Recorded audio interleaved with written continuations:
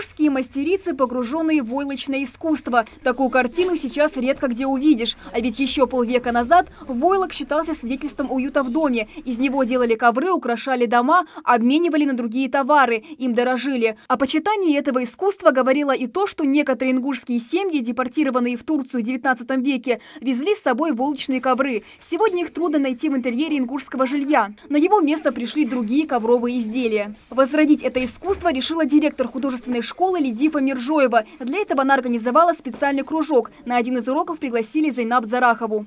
Вот иголочку возьми, возьми иголочку. В кружке войлочного искусства десятки учеников. Пока они только готовятся к созданию своего первого ковра. Однако перед тем, как взяться за работу, детям рассказывают об истории появления изделия из овечьей шерсти. Войлок – первый на земле текстиль, объясняет собравшимся Зайнаб Зарахова. Чтобы познать секрет изготовления войлока, нужно внимательно изучать старинные изделия. Мадина Аздоева самая первая взялась за ножницы. Выбрала мне рисунок именно из селения Ангушт. В селении Ангушт жила некая мастерица, орнаменты, которые были известны далеко за пределами ее селения. И вот сегодня она хочет попробовать сделать этот ковер. Ковер из селения Ангушт состоял из двух цветов, поэтому она сложила два слоя и вот сразу одновременно вырезает орнамент на этих двух тонких войлоках. Мы вместо войлока взяли пока фетры.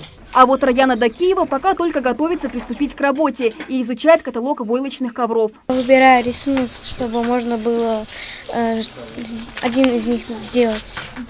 Пока только выбираю. Там малиновый есть и с цветом яркой сливы есть. Кстати, самое важное при создании ковра из войлока – это правильно выбранный орнамент. Ведь он несет в себе символическую информацию и отражает этико-эстетические знания горцев. Часто на ингушских коврах встречаются роговидные орнаменты – солнце, звезды, геометрические фигуры, солярный знак. Вот, например, посмотрите вот на этот рисунок. Там мы вот с детками делали, это уже давно сделаны эти маленькие войлоки. Вот здесь, допустим, на ковре орнамента фалхан мы видим голову барана там и рога. Мы часто встречаем на наших коврах и бараньи рога, и оленьи рога. Ключевой символ орнамента ингушских ковров – древо жизни, символизирующее прошлое и будущее народа. Этот символ встречается и в обрядовой культуре ингушей и призывает людей жить так, чтобы тобой гордились потомки. Каждый узор на войлочных коврах это был присущий своей местности. Например, те люди, которые жили у реки, наносили узоры в виде волны.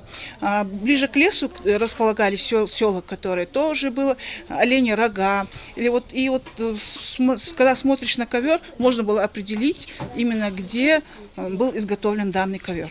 Такая популярность изделий из овечьей шерсти связана с тем, что в ингушских краях всегда активно процветало овцеводство. Сейчас предметы из войлока украшают музеи и архивы коллекционеров. Искусство войлочных ковров ингушей вызывает большой интерес у многих ученых, в том числе директора художественной школы Лидифы Миржоевой. Сейчас она пишет диссертацию на тему «Педагогические условия формирования этнохудожественной культуры в младших школьниках на традициях декоративно-прикладного искусства по материалам Ингушетии». Кстати, войлочное искусство – не единственное, чему обучают детей в художественной школе. Юные таланты занимаются и бисероплетением, рисованием, росписью на шелке. Амина Бокова, Адам Далаков, Новости 24.